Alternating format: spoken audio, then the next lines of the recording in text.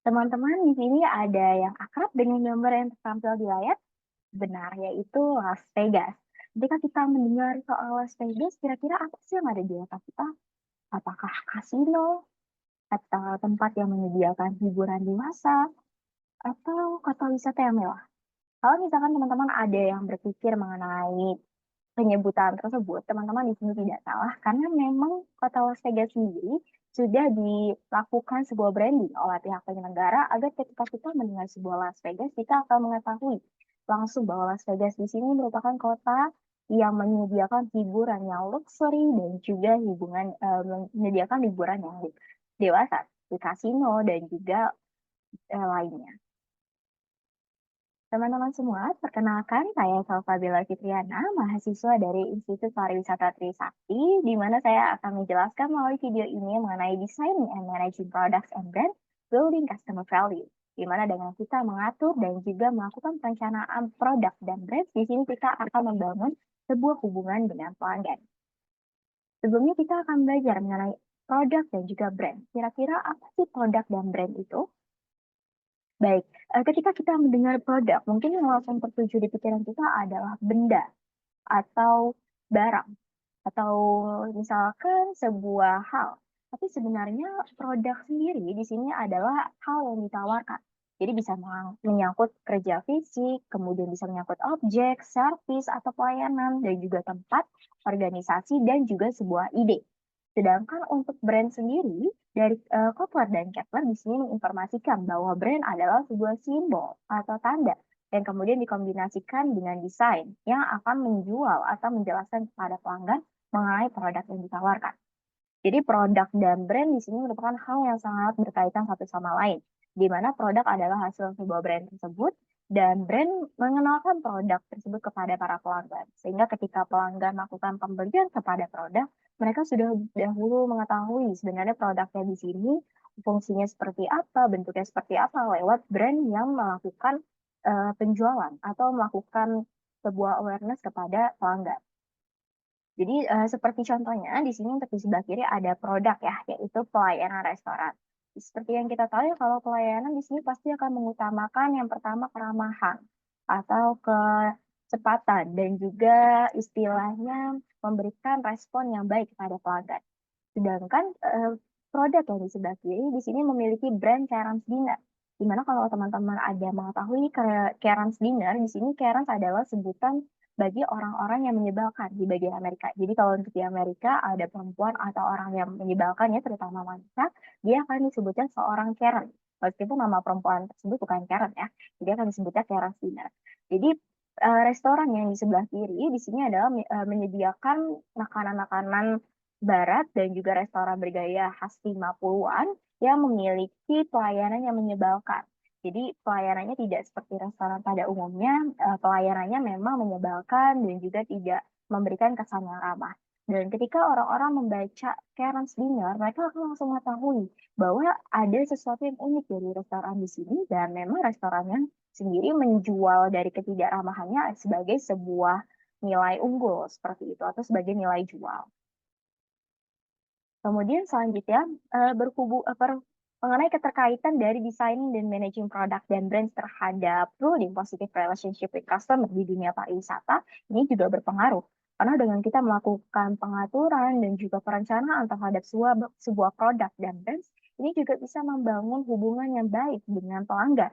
Karena seperti yang sebelumnya diinformasikan bahwa untuk produk sendiri ini tidak berkaitan dengan benda saja, melainkan juga dengan jasa ya dan juga pelayanan. Dan untuk di dunia pariwisata sendiri, jasa dan pelayanan merupakan hal yang sangat utama selain dari atraksi wisata sebagai sebuah produk yang ditawarkan.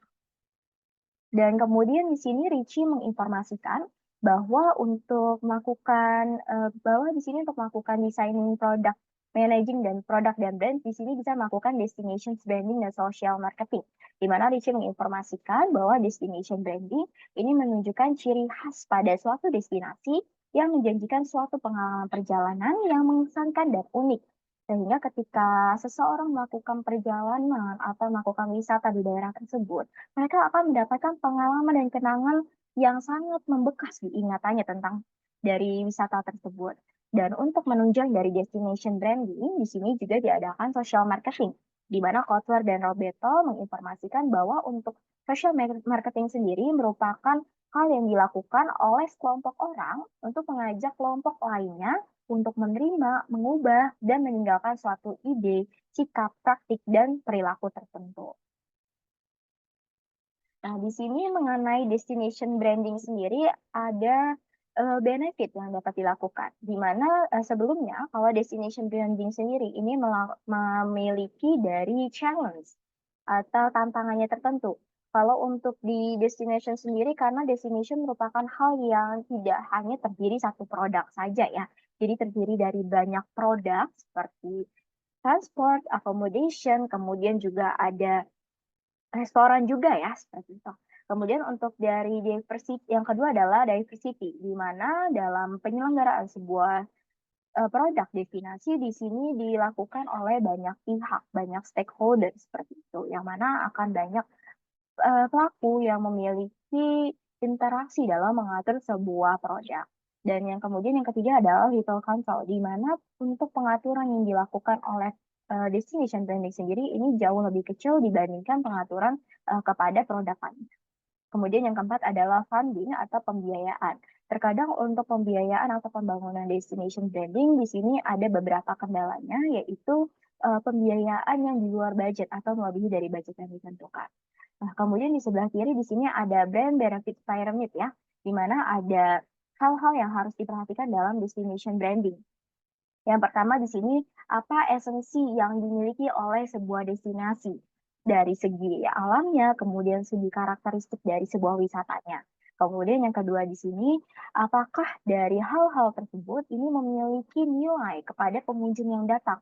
Apakah dari keunikan yang dimiliki atraksi tersebut ini bisa membuat pelanggan mendatangi kembali ke tempatnya seperti itu. Seperti contoh kayak daerah wisata di Bali ya. Di sini daerah wisata di Bali memiliki nilai lebih dari segi budaya dan juga segi alam, yang mana membuat pelanggannya bisa melakukan repeat visit atau melakukan pengunjungan ulang seperti itu. Kemudian untuk yang ketiga di sini kita harus bisa mengatur untuk dari nilai fisiologi pelanggan yang datang, kemudian untuk dari nilai emosional yang akan didapatkan sebuah pelanggan ketika mengunjungi sebuah wisata. Apakah ketika dia mengunjungi sebuah wisata bisa mendapatkan ketenangan atau bisa menyajikan hal-hal yang tidak ditemukan di negaranya. Dan kemudian untuk yang keempat di sini adalah keuntungan yang didapat oleh pengunjung ketika mendatangi dari destinasi tersebut. Apakah dia akan mendapatkan kesenangan jasmani, kesenangan batin, atau kesenangan fisiknya juga. Kemudian yang kelima adalah tangible, verifiable, objective, measurable destination karakteristik. Kita juga harus mengatur sebuah karakteristik apakah sudah sesuai dari segi tangible-nya, kemudian dari segi keunikannya dan juga atraksi yang ditawarkannya seperti itu.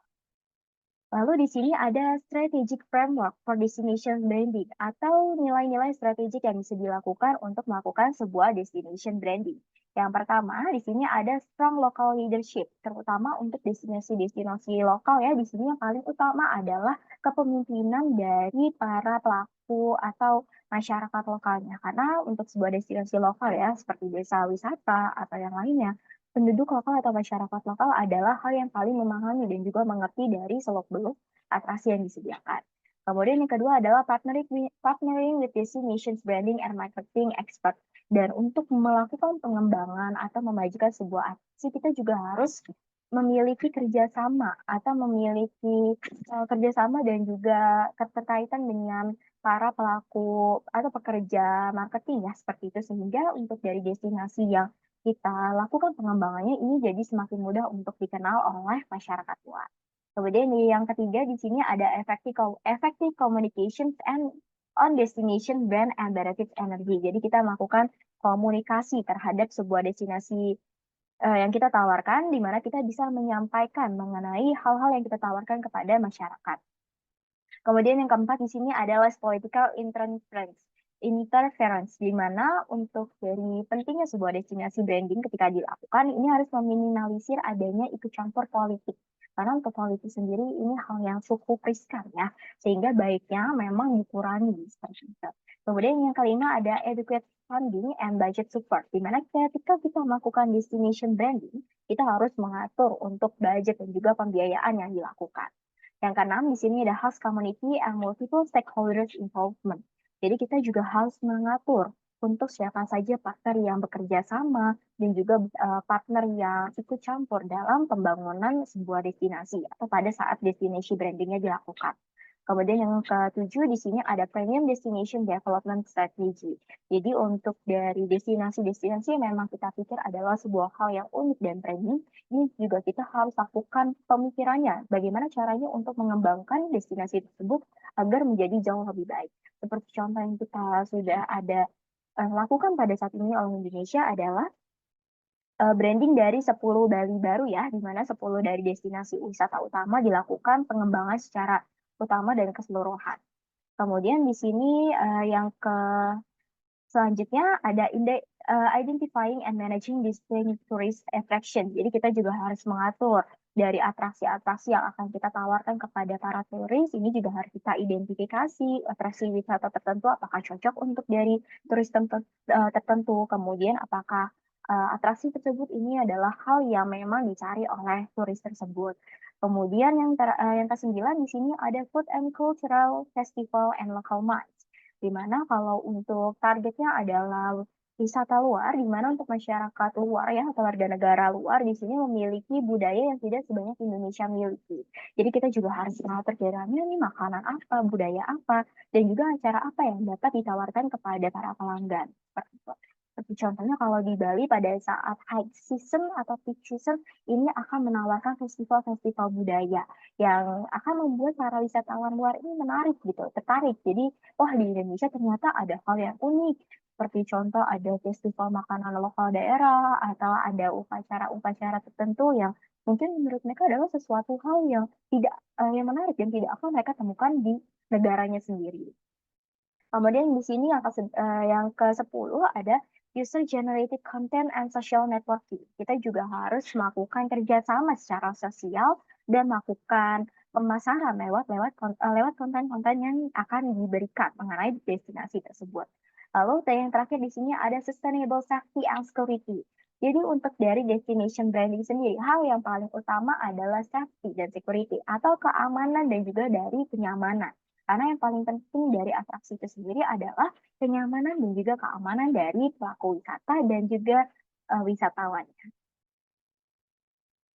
Selanjutnya di sini ada studi kasus yaitu mengenai Las Vegas ya, yang sebelumnya sudah kita bahas pada saat di awal. Jadi Las Vegas sendiri memang sebuah kota yang menyediakan hiburan dewasa seperti kasino, kemudian ada hal-hal lainnya yang kalau untuk kasino atau judi sendiri ini di daerah atau negara lain adalah hal yang bersifat ilegal. Namun untuk di Las Vegas sendiri ini dilegalkan. Jadi sebelumnya sendiri memang Las Vegas sudah lekat dengan perihal kasino ya ataupun judi, namun tidak semewah pada saat ini. Jadi dulu Las Vegas seperti yang ada di foto sebelah kiri dan juga di tengah, dia masih terdiri dari rumah-rumah kecil, kemudian lingkungannya juga tidak banyak bangunan-bangunan tinggi dan mewah seperti sekarang. Kemudian dari penyelenggara atau pengatur kota Las Vegas di sini kemudian memikirkan sebuah cara bagaimana caranya agar Las Vegas bisa tetap melakukan kasino sebagai pariwisata utamanya, namun menaikkan Las Vegas ke tingkat yang lebih tinggi. Sebelumnya Las Vegas ada melakukan beberapa perencanaan dengan membuat Las Vegas menjadi kota yang sedikit family friendly, di mana di kasino-kasino yang ada ini disediakan taman bermain untuk anak-anak, kemudian acara bermain untuk anak-anak. Namun setelah ditelaah ternyata hal tersebut tidak memiliki dampak yang signifikan karena memang dari Las Vegas sendiri sudah lekat dengan perihal kasino yang mana tidak nyaman atau tidak cocok dengan family ketika berkunjung ke Las Vegas. Kemudian setelah pada tahun 2001 pada kasus pengeboman di Amerika, di mana untuk pariwisata yang berkunjung sendiri ini semakin menurun ya. Akhirnya Las Vegas di sini melakukan sebuah peringkasan atau pembenahan. Jadi untuk gedung-gedung yang di Las Vegas di sini kemudian mulai dibangun seperti kondominium, kemudian juga pengadaan toko-toko brand luxury seperti Louis Vuitton atau dari Gucci dan sebagainya. Dan akhirnya Las Vegas sendiri di sini mulai berkembang dan maju menjadi destinasi wisata yang mewah. Yang mana untuk dari wisatawan yang datang ke Las Vegas sendiri pun memiliki nilai ekonomi yang jauh lebih tinggi dibandingkan pada wisatawan yang berkunjung ke Las Vegas di tahun-tahun sebelumnya pada saat pembangunan belum dilakukan. Dan pada saat ini pun Las Vegas sudah menjadi dari kota yang salah satu kota tujuan banyak wisatawan ya yang ingin melakukan eee, aktivitas kasino dan juga liburan mewah, lainnya, seperti itu. Baik, berikut merupakan presentasi dari saya. Sekian, terima kasih banyak untuk dari perhatiannya. Mohon maaf apabila ada kesalahan kata dan apabila ada diskusi yang ingin disampaikan, boleh untuk disampaikan di kolom komentar. Terima kasih banyak, selamat siang.